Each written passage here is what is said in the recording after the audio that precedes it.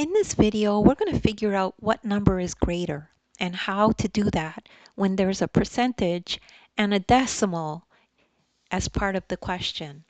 So if we have a problem like this that says which number is greater, 35% or 0.579. So the first step is to convert the percentage into a decimal, and then it'll be easy to compare the two numbers. So remember that 35% equals 0.35. And why is that? Because you divide the percentage number by 100 to convert it to a decimal. And I have resources in the description to links to other videos of mine that explain this in detail.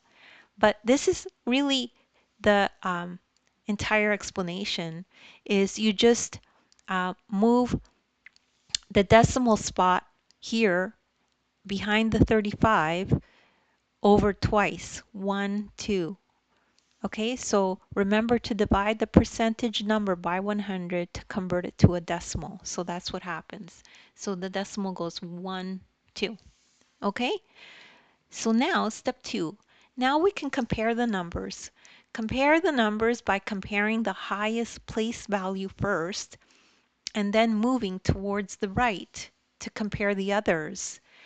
So if you use a place value chart like this, you put 0.35 and then 0.579 in the place value chart.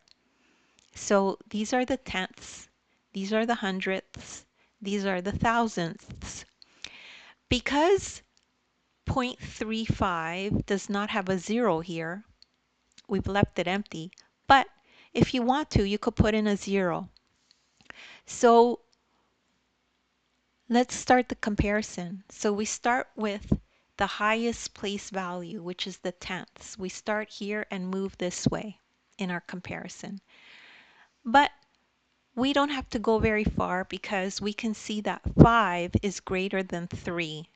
So we know already that this number is greater than this number. So the final answer is 0.579 is greater than 35%. And if you need more explanation, just rewatch the video. Practice makes improvement.